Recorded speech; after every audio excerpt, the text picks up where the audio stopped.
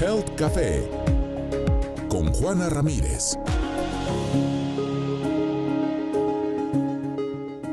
Bueno, pues le agradezco mucho como siempre y como todos los miércoles a mi querida Juana Ramírez que estemos en Health Café y pues su colaboración de esta semana tiene un título muy sugerente que es Cambiemos Dinamarca por Japón.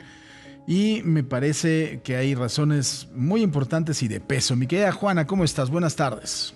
¿Cómo estás, querido Paco? Feliz año. Primero, qué gusto estar de vuelta y ojalá que para ti y para todo tu auditorio sea un extraordinario 2026. Igualmente, muchísimas felicidades, fuerte abrazo.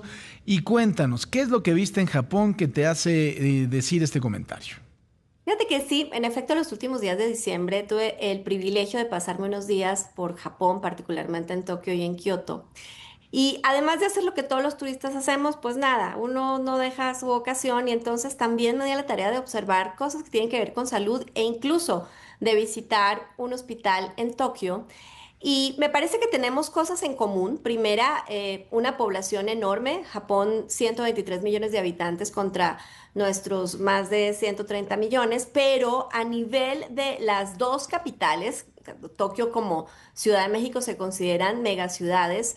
Estamos hablando de un Tokio de más de 37 millones de habitantes frente a nuestros 22 millones en el área metropolitana de la Ciudad de México. Entonces, sí estamos hablando realmente de tamaños mucho más comparables que Dinamarca, que yo creo que también tramposamente nos lo pusieron en la conversación en el sexenio pasado, en donde la población pues no supera los 6 millones de habitantes y su capital pues apenas 1 millón. Entonces, entendiendo volúmenes más parecidos, más cercanos a nuestra realidad, pero además con un reto enorme y es que la densidad geográfica, y esto para el auditorio es el número de habitantes por cada kilómetro cuadrado, cuánto espacio tiene cada país.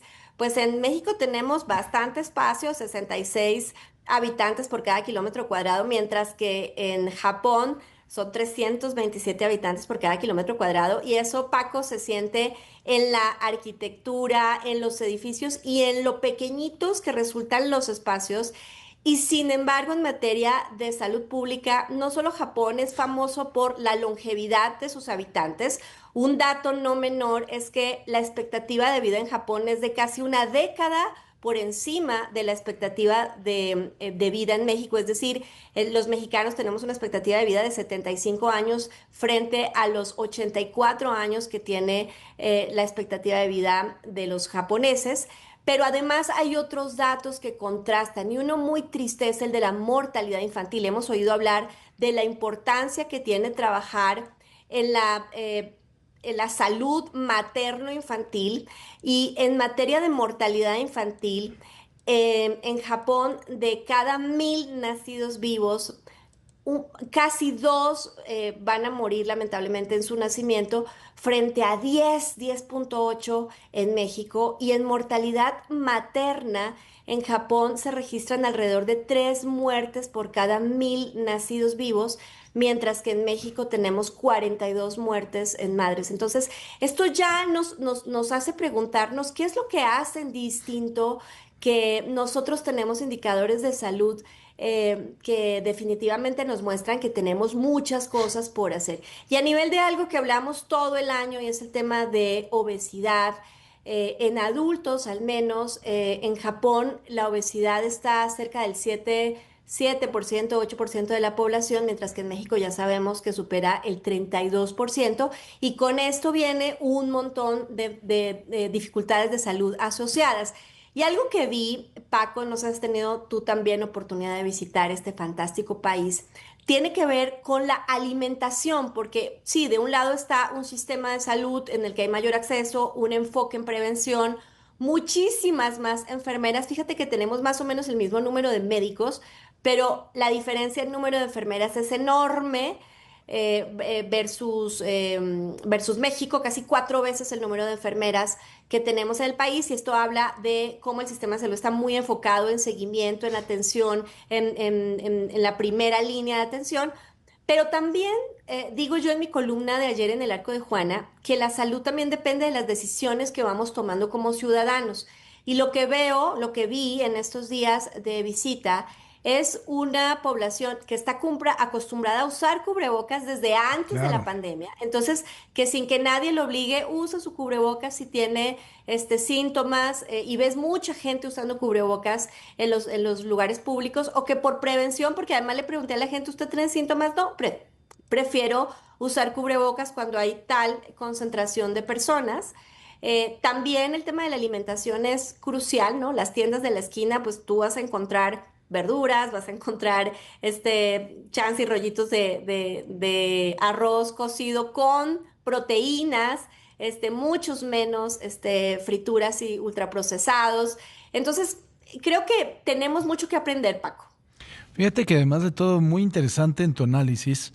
Y creo que también una de las conclusiones es que un sistema de salud exitoso no puede ser exitoso sin la participación de la ciudadanía, si no eres tú el corresponsable de tu salud. Definitivamente, mira, la salud pública es el resultado, por supuesto, de un sistema de salud que garantiza el acceso, pero también es el resultado de las decisiones que tomamos todos los días los ciudadanos. Entonces, la salud es una construcción colectiva y en ese colectivo, ver en las mañanas, por ejemplo, en los parques de Japón, a la gente ejercitándose, realmente es raro encontrarse personas con sobrepeso u obesidad. También creo que hay un punto de salud mental que tiene que ver con una disposición de los japoneses a la meditación. Em, Otra cosa que me encantó, Paco, es este sentido de respeto por el otro y entonces nadie usa el celular en altavoz, que es algo que nos ocurre con mucha frecuencia. En lugares públicos la gente habla bajo y entonces esto también tiene que ver pues con temas de salud mental y de saturación que creo que también vale la pena cuestionarnos cómo incluso en nuestro comportamiento del día a día, ahora sé que mucha gente está en los propósitos de Año Nuevo, pues puede incluir como parte de estas culturas milenarias que ya han demostrado que tienen gente que ha vivido más de 100 años y que tienen perfectas capacidades cognitivas y físicas, porque como digo en la columna, no se trata solo de vivir más, sino también de vivir mejor. Claro, y además creo que es un ejercicio bien interesante para los gobiernos porque puedes orientar de una mucha mejor forma el gasto en materia de salud, ¿no? Absolutamente. Y fíjate que otra cosa que me pareció interesante fue el papel de las escuelas en la salud. Entonces, cómo las escuelas tienen una priorización de incluir actividad física para los niños y los adolescentes, cómo hay un cuidado, no solo una prohibición, que bueno, hemos avanzado aquí en México en la prohibición de alimentos con exceso de calorías, y azúcares en las escuelas. Pero pues no solo es la prohibición, sino la alternativa. Entonces, ¿cómo ponemos alimentación saludable para los más jóvenes? ¿Cómo los educamos en el consumo de agua? ¿Cómo las bebidas embotelladas tienen menos contenido de azúcares? Hay mucho que hacer, ¿no? Como por ejemplo, otra cosa que me llamó muchísimo la atención es que es muy difícil en las ciudades japonesas encontrar botes de basura.